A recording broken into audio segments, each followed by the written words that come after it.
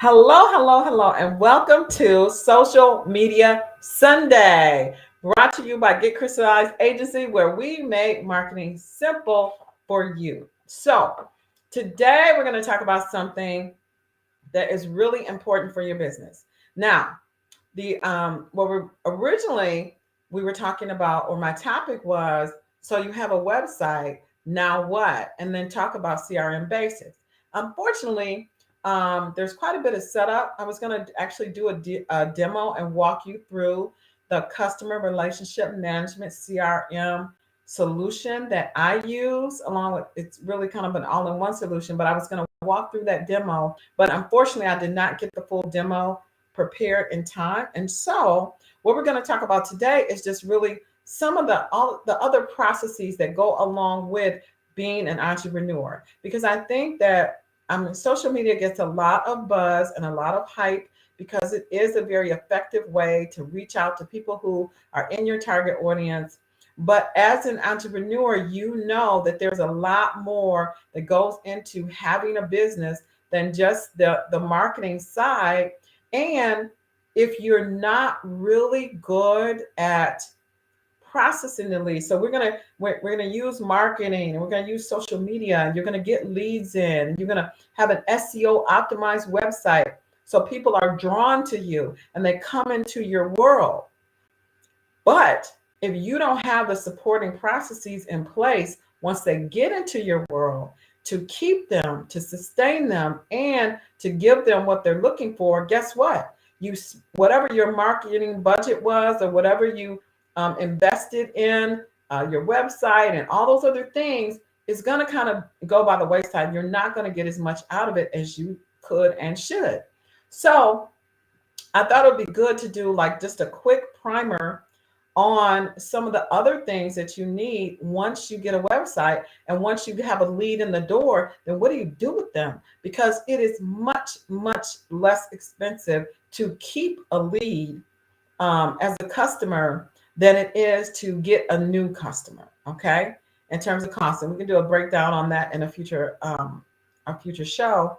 So let's talk about it. So we're going to assume for this discussion that you already have a website. It's SEO, search engine optimization, optimized, which means that when someone goes out on the internet and they search or Google your information, that your company comes up, right? So if you do, pedicures for pets, right? Pedicures for pets, and someone Google, well, that's a good idea. If you do pedicures for pets and someone Googles that, then your business comes up.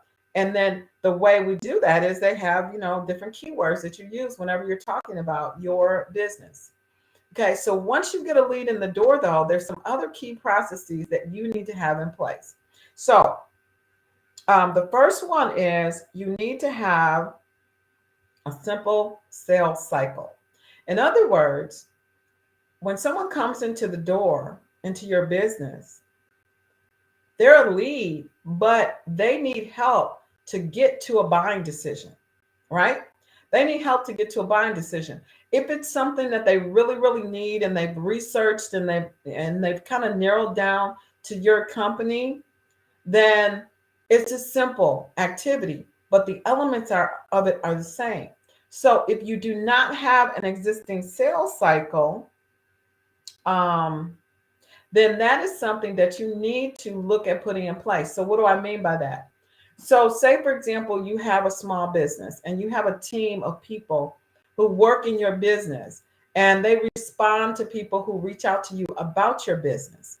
Your sales team needs to have a consistent understanding of what your offering is and the value it can provide to your clients, so that they can articulate it to your prospect. Okay. So when someone, that's a little some sales terminology. So somebody who just comes into your business that they could possibly be interested in what you have, that's considered a lead. That's someone who could potentially be interested in what you have. Once they raise their hand and they come in and you talk to them and they say, yeah, okay, then they're a prospect. They are someone who could potentially become a customer. But if your sales team is not adequately trained on the benefits of your product, or if they are inconsistent in their delivery, to make sure that they're, you know, identifying the problem for the potential client, the reason they came to see you, helping them through the discovery process of identifying, answering their questions and getting them the information that they need, and then subsequently popping the question, so to speak, to close the sale and help that person get to a decision point. If you don't have that process in place, you're going to lose a lot of sales. And it won't be because your product is not great. It won't be because it doesn't provide benefit and help people in the marketplace. It'll be because your sales team or you did an inadequate job of providing the information that that person needed to make a buying decision. That's the job of the sales process, is to help the person who's reached out to you about your business to make a buying decision. Okay. So once you get that lead in, that from your website, you need a process for that, the sales process. Now, some of that sales process can be automated. So you can have an autoresponder, which you probably do on your website. This is, hey, thank you for requesting information about ABC company. We're so glad that you're here. Someone will get back to you in some time frame, right? Or maybe you send them a link that goes to a particular product information. Okay, those are things that a good automated CRM system can take care of for you, and then take their information and put it into your database where you can continue to follow up with them, whether you're making a phone call or you're sending them a link or you're sending a follow-up. All those things can be done automatically, right? Because you're busy, right? You don't have time to call every single person individually and make sure they got the information. Well, actually, you don't have time not to. If you're a solopreneur and it's just you got to call them and be like, hey, how you doing? But if you have a team, some of those things can be done automatically. And that's where a good CRM comes in place, because all those things that you would normally have to do, if you normally send an email, or if you normally direct someone to the website, or if you have a frequently asked questions, if you keep getting the same question from people over and over again, then possibly giving them a link to something that is frequently asked questions can be very helpful in getting them through that discovery process to where they can make a buying decision. Okay. The other thing is, so you get them in the door, you have a sales process, they say, yes, I want to work with you, right? Well, the other thing you have to have in place is the delivery process. Now, this is important because one of the most valuable things that you can get from your business, and the way to really absolutely optimize your customer acquisition process, the best thing you can have is referrals, customer referrals. So someone comes to your business, they're really excited about how you help them, and then they go tell somebody else. And there is nothing that can screw that up worse than you not having a good delivery mechanism. And what I mean by that is, it should be your customer. You need to identify the customer journey. What is it that you want someone to experience when they connect with you? You may say, oh, well, when someone comes in and places an order, they get a thank you email. And then, we send them out questionnaire so we can make sure that we're properly providing them with what they need. And then we have this nice box that we have with beautiful packaging. It's delivered to them. We communicate timing. We sign them up for automotive delivery. We give them a thank you call. We call them, 2 days later to make sure to see if they have any questions. We call them 2 weeks later to see how they enjoyed their product. We keep in contact with them 2 months later to ask for the referral, and etc. Right? But a lot of times as entrepreneurs, we haven't thought through that delivery process. And so we'll do all the work to get someone in new. We paid, hundreds and thousands of dollars for that website. We got the lead in the door. We did the sales process where we signed somebody up, and then we dropped the ball when it comes to delivery. And that's the only thing the customer is going to remember. So it's important, even though you got a website, you need to at least think through what that customer experience is going to be, and make sure that you're taking steps to get through the process. Now, you might not have everything in place initially, right?